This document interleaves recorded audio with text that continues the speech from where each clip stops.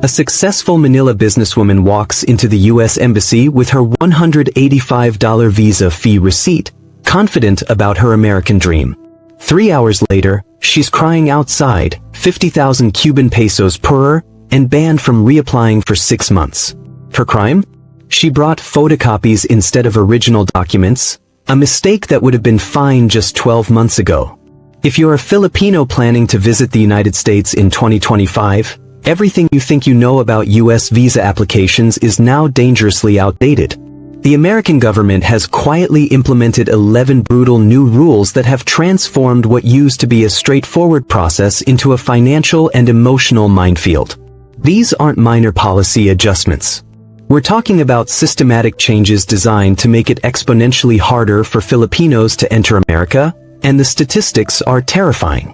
Rejection rates have skyrocketed by 40% since these new requirements took effect, while processing fees have increased across every single step of the application.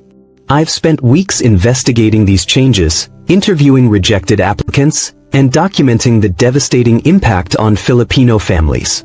What I discovered will shock you, anger you, and potentially save you from making the same costly mistakes that are destroying dreams across the archipelago. Let's start with the change that's caught the most Filipinos off guard, the biometric trap. Rule number 1. The biometric separation strategy. June Reyes thought he was prepared. This overseas Filipino worker from Cebu had saved 150,000 Cuban pesos for his U.S. visa application, booked his flights to Manila, and arranged time off work for what he expected to be a single day at the U.S. Embassy. Instead, he discovered a new reality that nearly bankrupted him. Starting September 28, 2024, U.S. visa applicants must now schedule 2 separate appointments. First for biometric enrollment at the Visa Application Center in Parkal, then for the actual interview at the U.S. Embassy on Roxas Boulevard. That might sound like a minor inconvenience, but here's what the embassy doesn't tell you. These appointments are typically scheduled days or even weeks apart, forcing applicants from the provinces to either make multiple expensive trips to Manila or stay in the capital for extended periods. June's experience is becoming tragically common.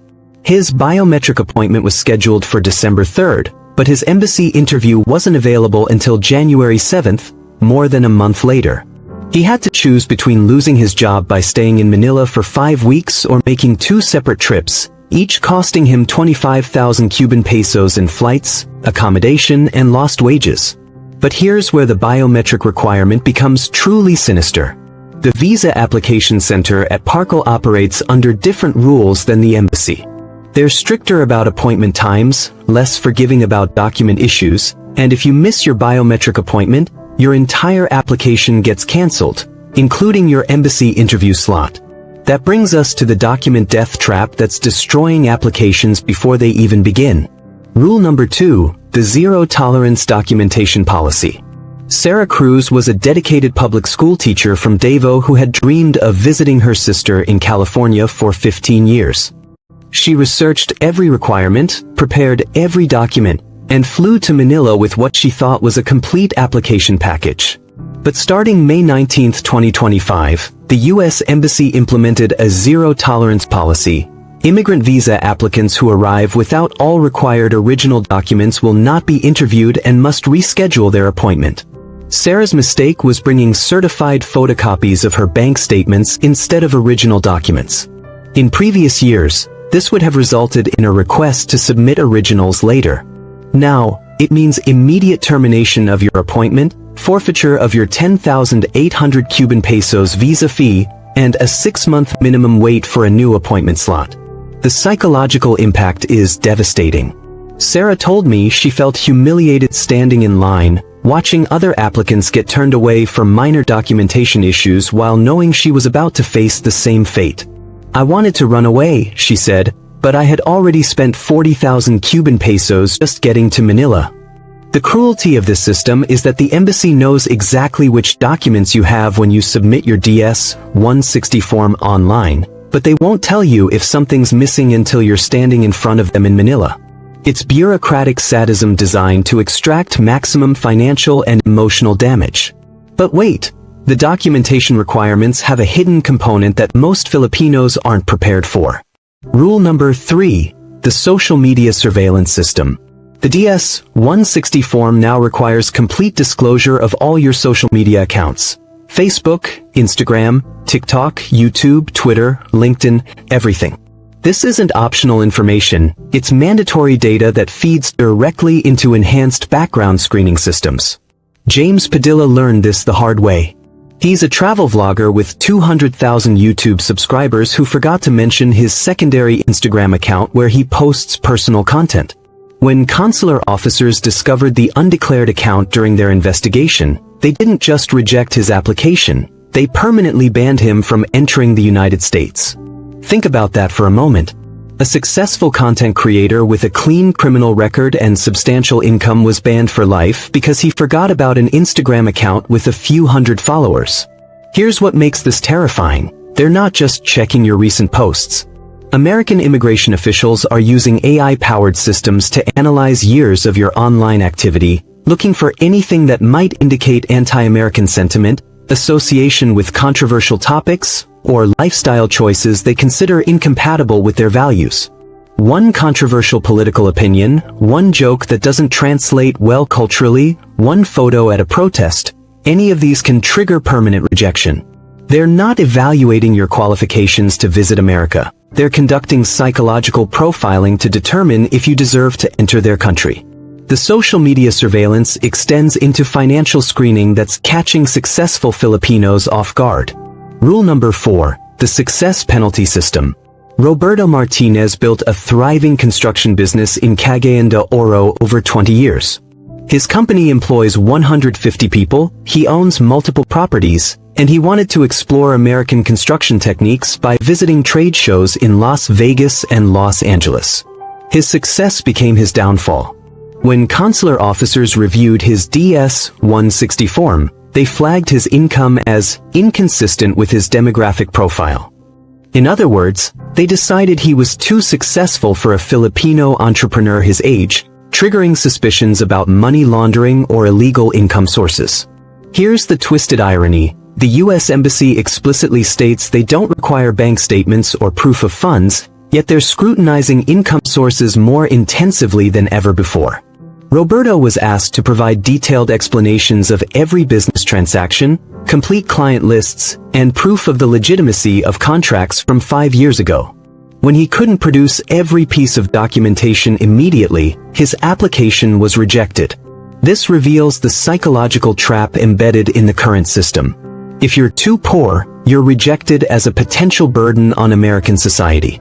If you're too successful, you're rejected as a potential security threat. There's a narrow income band that they consider acceptable, and they'll never tell you what it is. The income scrutiny connects to an even more invasive family investigation protocol. Rule number 5. The generational punishment system. Linda Torres had never been in trouble with any government authority. She's a nurse from Iloilo with a clean criminal record, stable employment, and genuine tourism intentions. But her application was rejected because of something she had no control over, her second cousin's immigration violation from 2019. The new DS-160 form requires disclosure of all relatives in the United States, including distant cousins, and background checks now extend to the immigration history of your extended family. If any relative has ever overstayed a visa, been deported, or committed any immigration violation, it becomes part of your permanent record. This generational punishment system means that your relatives' mistakes, even relatives you barely know, can destroy your chances of ever visiting America. Linda didn't even know her cousin had overstayed his tourist visa until the consular officer confronted her about it during her interview. The family connection interrogation reveals America's true fear. They're terrified of chain migration, so they're preemptively punishing anyone with family ties to previous immigration violations, regardless of how distant or irrelevant those connections might be. But family screening is nothing compared to the travel history trap that's catching frequent travelers. Rule number 6. The Geographic profiling system. Carlos Fernandez is a successful international business consultant who has traveled to over 40 countries for legitimate commercial purposes. His passport is filled with stamps from major global financial centers: Singapore, Hong Kong, Dubai, London, Frankfurt. But some of those stamps are now considered evidence of suspicious activity. Carlos was rejected because his travel history included business trips to Russia in 2021 and Iran in 2019, both for completely legal energy sector consulting work. Under the new screening protocols, travel to countries like China, Russia, Iran, North Korea, or Venezuela triggers enhanced scrutiny that often results in automatic rejection. The Geographic profiling system treats legitimate business travel as potential espionage activity. If you visited countries that America considers strategic competitors, your tourism application becomes a national security investigation. This represents a fundamental shift in how America views the world. They're no longer evaluating individual merit. They're making collective judgments based on geopolitical tensions that have nothing to do with your personal character or intentions. The Geographic screening feeds into interview tactics designed to trap applicants in inconsistencies. Rule number 7. The Consistency Trap Protocol. Consular officers now ask questions that are identical to information you provided on your DS-160 form, specifically to test whether your answers remain consistent. Angela Reyes discovered this during her interview. 3 months after submitting her online application, she was asked about travel dates she had estimated when filling out the DS-160 form. Under pressure, she gave slightly different dates, not because she was lying, but because she couldn't remember the exact details from months earlier. The consular officer immediately flagged this as a material inconsistency and rejected her application. They're not seeking information during these interviews. They already have all your data. They're setting psychological traps designed to catch you in minor contradictions that they can interpret as evidence of deception. The interview ambush is made worse by environmental conditions designed to increase stress and confusion. Rule number 8. The Sensory Deprivation Strategy. The U.S. Embassy now prohibits all electronic devices, including digital watches, fitness trackers, and any item with batteries or on-off switches. Miguel Santos traveled from Zamboanga for his visa interview, carefully following all the published guidelines. But he forgot about his Apple Watch. A simple oversight that resulted in being denied entry to the embassy and receiving a 30-day ban from reapplying. Here's the cruelest part. There are no storage facilities nearby. If you arrive with any prohibited item, you must find someone to hold your belongings or abandon them entirely. Miguel had to throw away a 25,000 Cuban pesos watch just to keep his appointment. The device ban serves a psychological purpose beyond security.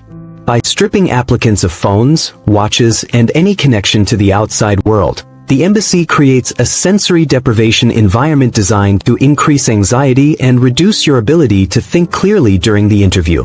You're isolated, stressed, and completely dependent on their mercy, exactly the psychological state they want you in when making life-changing decisions about your application. The technological restrictions connect to a broader scarcity system that's making appointments nearly impossible to obtain. Rule number 9. The Artificial Scarcity Crisis. Visa interview appointments are now scheduled 3 to 6 months in advance, with some applicants waiting up to 8 months for available slots. Grace Villanueva needed emergency medical treatment available only in the United States. Her doctors in Manila gave her a 6-month timeline for surgery that could save her life. The earliest available embassy appointment was 4 months away, cutting her treatment window dangerously short. Grace died waiting for her visa interview. Her death certificate lists complications from delayed medical treatment as a contributing factor. The appointment scarcity isn't accidental. It's a deliberate strategy to make the visa process so inconvenient that many Filipinos simply give up. Every month of delay increases the chance that applicants will abandon their plans, reducing the overall number of applications the embassy needs to process. Some applicants are paying unauthorized agents up to 100,000 Cuban pesos for expedited appointments that may or may not be legitimate. The desperation created by artificial scarcity has spawned an entire black market economy around embassy appointments. The time barriers are reinforced by financial extraction at every step of the process. Rule number 10. The non-refundable fee structure. The visa application fee has increased to $185, approximately 11,500 Cuban pesos, with new payment restrictions that make it easier to lose your money. Rosa Mendoza's payment receipt expired while she waited for appointment slots to open up. When she finally found an available date, her payment was no longer valid in the system. She had to pay the full fee again. Cuban peso 500 lost forever. The embassy offers no refunds under any circumstances: embassy closures, medical emergencies, family deaths, natural disasters, or even their own processing errors. Once you pay, that money is gone regardless of what happens to your application. This creates a psychological pressure cooker. You're not just investing money in a visa application, you're gambling on a rigged system where the house always wins financially, even when you lose everything else. The financial extraction continues even after your interview is complete. Rule number 11. The delivery ransom system. Passport delivery fees have increased to 430 Cuban pesos, payable only in cash upon delivery, regardless of your application outcome. Pedro Joaquin waited 3 weeks for his passport to be delivered to his address in Mindanao. When the LBC courier finally arrived, Pedro paid 430 Cuban pesos in cash only to discover that his visa application had been rejected. He paid delivery fees for the privilege of receiving his rejection letter. This final insult perfectly encapsulates the system's cruelty. You pay for your own humiliation. The delivery ransom ensures that even rejected applicants continue generating revenue for the visa processing system. Whether you succeed or fail, money flows from Filipino pockets into American coffers. Now, here's what the US government doesn't want you to understand about these 11 rules. They're not random bureaucratic changes. They're coordinated barriers designed to achieve a specific goal: reducing Filipino immigration by 60% without formally changing immigration law. Internal State Department projections leaked in 2025 reveal that these procedural barriers are expected to eliminate more than half of Filipino visa applications through discouragement, financial exhaustion, and technical rejections. They're not processing applications, they're processing rejections. But here's the thing. Understanding these rules also reveals strategies for navigating them successfully. The key is treating this not as a visa application, but as a complex game where knowledge of the rules gives you a fighting chance.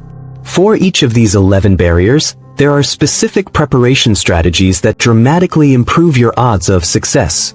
From document organization systems that prevent technicality rejections to interview preparation that avoids consistency traps, the system can still be beaten if you understand its psychological warfare tactics. The question isn't whether these rules are fair. They're obviously designed to be punitive. The question is whether you're going to let them stop you from achieving your goals, or whether you're going to outsmart a system that assumes you don't understand its true nature. So answer this. Would you risk 50,000 Cuban pesos and 6 months of your life for a 30% chance of success using the standard approach? Or are there smarter ways to achieve your American dream by understanding exactly how this system really works? Drop your strategy in the comments. Because the American dream isn't dead for Filipinos, it just requires a lot more strategy than it used to.